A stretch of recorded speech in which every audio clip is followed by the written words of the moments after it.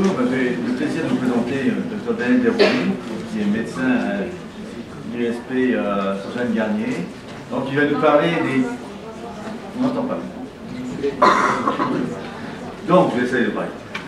Donc Daniel va nous présenter, nous parler des contrôles qui sont faits. Alors c'est vrai que quand on parle de contrôle, un contrôle ça peut faire peur. J'en ai fait expérience dimanche sur un radar. Et puis qui dit contrôle, dysfonction. Il dit peur du contrôle. Alors parfois peur du contrôle, ça peut peut-être nous ralentir aussi. Et on n'ose pas. Voilà, et les contrôles, qui est fait, comment, et est-ce qu'un contrôle peut avoir des valeurs pédagogiques? Ah. Je vais répondre à la dernière question en premier. En tout cas, on m'a demandé de travailler sur l'idée des contrôles. Je n'avais pas du tout évoqué les contrôles.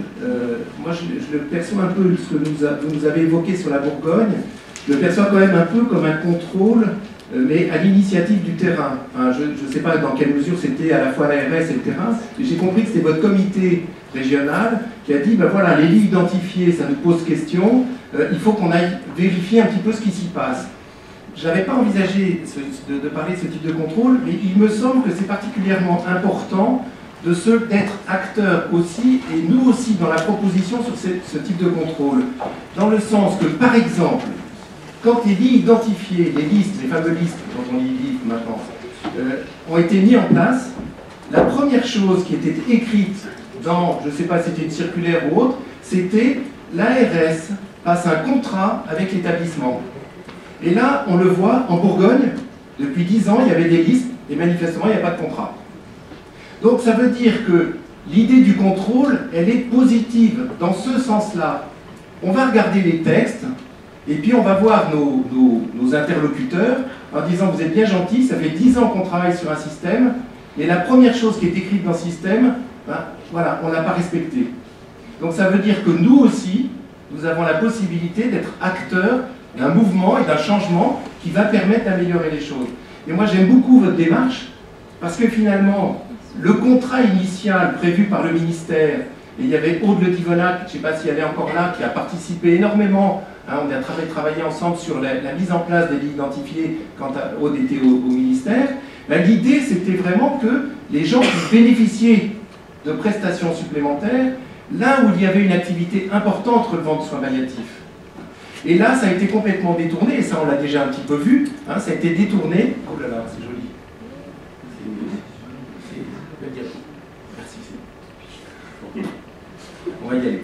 Donc voilà, c'était donc ce premier point, à partir de ce qui vient d'être dit, voilà, nous aussi, nous pouvons être à l'origine de, entre guillemets, contrôle, c'est-à-dire qu'on va aller contrôler ce que fait notre ARS.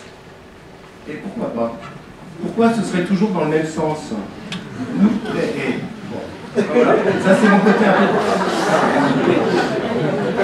Bon. Mais je vois le représentant de l'ARS Bourgogne qui dit tout à fait d'accord. Je traduis. Proposez, soyez vraiment les acteurs, proposez. Exactement. On n'attend que ça dans les ARS. Voilà. Moi je crois qu'on a toujours, tout à l'heure tu disais, ça nous fait peur les contrôles. Mais les contrôles, ils peuvent nous servir, à nous aussi. Donc, moi j'aime bien qu'une ARS nous dise, enfin un représentant d'une ARS nous dit, mais nous sommes les acteurs. C'est à nous de faire bouger les choses. C'est pas uniquement par leur intermédiaire et puis nous on serait là la tête dans les épaules. Non. On est fiers de ce qu'on fait, on est content de ce qu'on fait, on y va. Enfin voilà, moi c'est mon côté un peu. Alors, moi j'avais plutôt envisagé de parler des contrôles de la CNAM. Alors pourquoi la CNAM veut-elle contrôler? D'abord, le fameux GHM qui a été mis en place, il n'y a pas tant d'années que ça, il y a eu une augmentation très très importante du nombre de GHM. Ils ont dit, la CNAM a dit, il y a beaucoup de déclarations de soins palliatifs qui sont en unité, en liste ou dans des services traditionnels, il faut qu'on aille contrôler, donc on met ça comme une priorité. Ça, c'était la première chose. Et la deuxième chose, la Sécu, c'est elle qui paye. Et elle ne veut payer que ce qui est fait. Et ce qui est fait n'est que ce qui est inscrit dans le dossier. Si vous dites, Mais non, mais attendez, on a fait ça, le psychologue est passé, mais il n'y a aucune trace. La Sécu, elle vous dira, moi, pas vu, pas payé. Donc ça, c'était la Sécu, augmentation du nombre de GHM, et puis elle veut vérifier ce qu'elle paye. Mais nous, de notre côté, donc là, la dimension acteur, hein, la dimension partie prenante au problème. Tout à l'heure, Frédéric, ou je ne sais plus qui, parlait de lits financiers. Ben, nous, on n'était pas contents de voir ça. Hein. On sait qu'il y a de l'argent qui est donné aux soins palliatifs, et cet argent, il va servir à combler le déficit de tel ou tel hôpital. On est très triste que tel ou tel hôpital ait un déficit, on est très content qu'il remonte, mais on n'est pas très content de savoir qu'il n'y a aucun impact, ni pour les soignants, ni pour les personnes malades, ni pour les familles, pour personne, si ce n'est l'hôpital qui améliore son bilan financier. Donc, nous aussi, au niveau de l'ASFAT, nous avons été acteurs pour défendre l'idée aussi des contrôles, et puis aussi parce que derrière le contrôle, il y a aussi quels moyens sont donnés. S'il n'y a pas de moyens, comment est-ce qu'on peut améliorer les choses? Alors, je vais juste aller très vite parce que Yolène l'a déjà beaucoup abordé. Vous pouvez aller sur le site de l'ASFAP et vous tapez dans le petit truc de recherche algorithme, avec un I, pas un Y. Hein. Algorithme. Vous tapez ça et vous allez avoir l'outil qui sert aujourd'hui aux médecins conseils pour venir faire les contrôles. Hein, voilà. Et cet outil a été fait, et nous avons travaillé à l'ASFAP à cet outil. Il a été fait en vue d'harmoniser les décisions des contrôleurs.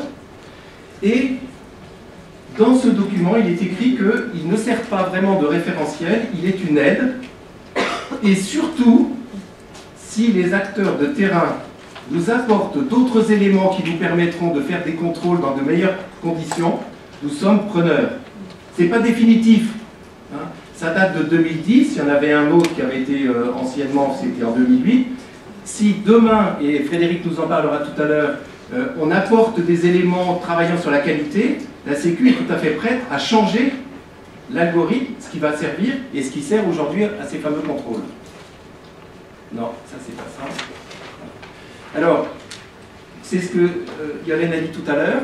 Ça se fonde sur la détermination de la situation clinique, c'est-à-dire de quoi on va les dérouler, l'adéquation de la prise en charge à la définition des soins palliatifs et tout. Voilà, on déroule un petit peu. La Sécu nous dit, attention, il y a certaines situations qui peuvent être un petit peu ambiguës. Par exemple, vous avez une personne qui rentre, vous ne savez pas trop ce qui se passe, elle rentre dans une... Vous ne pouvez pas dire d'emblée qu'elle est en soins palliatifs, vous ne pouvez pas dire d'emblée qu'elle n'est pas en soins palliatifs, que vous ne savez pas trop dans quoi elle est, vous allez être dans une démarche diagnostique. La Sécu va vous dire, vous êtes dans une démarche clinique diagnostique, n'allez pas la mettre en soins palliatifs. Vous allez faire tout un travail et c'est seulement au bout du compte que vous allez déterminer qu'elle est en soins palliatifs. À ce moment-là, elle nous permettra de revoir la situation en disant, ben finalement, au départ, on était dans cette démarche, on a changé parce qu'on a perçu qu'elle était en soins palliatifs, on peut à ce moment-là la mettre dans la dimension des soins palliatifs, mais pas sur la totalité de son séjour. C'est compliqué, hein, hyper compliqué. Les traitements répétitifs, si c'est une chimiothérapie, une situation clinique d'un traitement uniquement chirurgical, vous êtes quelqu'un qui a un stade avancé de sa maladie, il a une occlusion, il va être opéré, ben, la Sécu ne va pas accepter qu'au bout du compte, le séjour soit étiqueté Z51.5. Ce sera le code de l'intervention chirurgicale. Et puis la situation de surveillance. Voilà, on a vu la définition des soins palliatifs, hein, vous connaissez, je prends... j'ai pas envie d'aller plus loin sur le reste que Yolène a déjà évoqué. Mais finalement, pourquoi ces contrôles? Deux choses. Un, vérifier que la personne relève de soins palliatifs, c'est-à-dire adéquation à la définition des soins palliatifs. Mais ça ne suffit pas. C'est pas parce qu'une personne relève de soins palliatifs qu'elle peut être codée Z51.5. La deuxième chose, elle doit pouvoir avoir bénéficié de soins palliatifs. Et bénéficier de soins palliatifs, c'est ce qu'a évoqué Yolène tout à l'heure, c'est-à-dire qu'elle a eu des soins de base, on a pris en compte sa douleur, on a pris en compte ses souffrances, on a pris en compte les autres symptômes, on a pris en compte son accompagnement, on a pris en compte l'accompagnement de sa famille, l'accompagnement social, l'accompagnement psychologique, voilà. Et ça, tous ces éléments-là doivent être marqués dans le dossier. Donc, cette personne a bien relevé de soins palliatifs et d'un accompagnement. Tracé dans le dossier, tracé, marqué. Si ce n'est pas marqué, ce n'est pas fait. Ce ne sera pas payé. Je réagis juste tout à l'heure, Patrick Lepeau dans Aquitaine nous a dit il y a tant de lits en USP, tant de lits en liste et 600 places en HAD. Je me suis permis de réagir auprès de lui en lui disant ces personnes relèvent de soins palliatifs, clairement. Est-ce qu'elles ont réellement bénéficié de soins palliatifs? C'est cette question-là que nous devons nous poser, et c'est par cette question-là qu'on souhaite répondre, enfin, avec les contrôles, on souhaite pouvoir répondre à cette question-là. Et par exemple, quels sont les services, les unités, les lits identifiés dans lesquels il y a une démarche palliative, une activité de soins palliatifs et autres, où il n'y a pas de soutien des soignants? Et j'inverse la question, parce que je pense que ce sera plus facile d'y répondre. Il y en a combien où il y a un soutien des soignants? On va parler de soins palliatifs sans soutenir les soignants? Sans prendre le temps d'accompagner les familles? Est-ce qu'on prend en compte la souffrance des familles dans toutes les situations dans lesquelles nous sommes amenés à prendre en charge une telle ou telle personne? Ce sont ces questions-là que nous devons nous poser, et c'est par le biais des contrôles que ces questions-là nous sont posées. Dans les points à soulever et à trouver dans le dossier, est-ce que la famille a été entendue, écoutée, prise en charge, accompagnée? Si ce n'est pas le cas, est-ce qu'on est en soins palliatifs? C'est très provocateur ce que je dis, parce que j'essaye de défendre un peu, peut-être un... J'essaye pas de défendre, j'essaye de présenter ce qui serait un peu un idéal. Mais attention, les soins palliatifs, ce n'est pas un idéal. Pour arriver à ce que des personnes bénéficient de soins palliatifs et d'un accompagnement, il y a un minimum à respecter. Ce minimum, il est dans notre préambule de la SFAP. L'accompagnement des soignants fait partie du préambule de la SFAP. Après, on peut critiquer les contrôles. Et je critique aussi les contrôles. Il y a eu des contrôles qui ont été faits dans certaines unités. Le médecin est arrivé et il a dit « Je vais contrôler tous les séjours courts de moins de 3 jours. » Et il les a pris les uns derrière les autres en disant « Bon, est-ce qu'il a pu bénéficier de la kiné? Est-ce qu'il a pu bénéficier de la psy? Est-ce qu'il a pu bénéficier... » Le malade est arrivé le vendredi soir, il est décédé le dimanche soir. Est-ce qu'il y a un kiné, un psy? Donc là c'est à dénoncer. C'est-à-dire que là, on est dans la perversion, enfin, dans je ne sais pas quel mot. Voilà. Mais en tout cas, on est dans le détournement du contrôle. C'est-à-dire que là, c'est un contrôle pour nous aligner, c'est clair.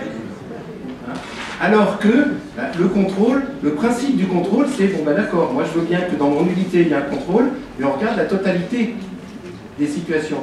Et on regarde aussi comment est organisé le service, l'unité. Et ça, c'est bien écrit dans l'algorithme. Si, dans la définition de l'organisation du service, il est bien inscrit qu'il va y avoir des réunions régulières, une transmission régulière, une attention particulière à ce que tous ces éléments-là soient pris en compte, à ce moment-là, le médecin contrôleur peut en tenir compte pour ne pas aligner l'unité. Attention aussi de notre côté à ne pas coder soins palliatifs des séjours qui ne le méritent pas.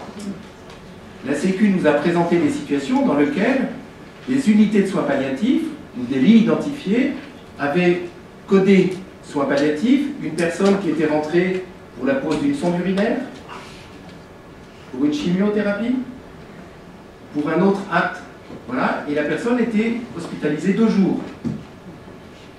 3 jours. 2 jours, 3 jours, le tiroir caisse, ça marche bien. Donc vous voyez, ça marche bien de notre côté aussi. Donc voilà, comment être attentif à ce que, à la fois la Sécu nous respecte, mais que nous respections aussi ce qui nous est demandé dans la réalité de ces contrôles. Je m'arrête là.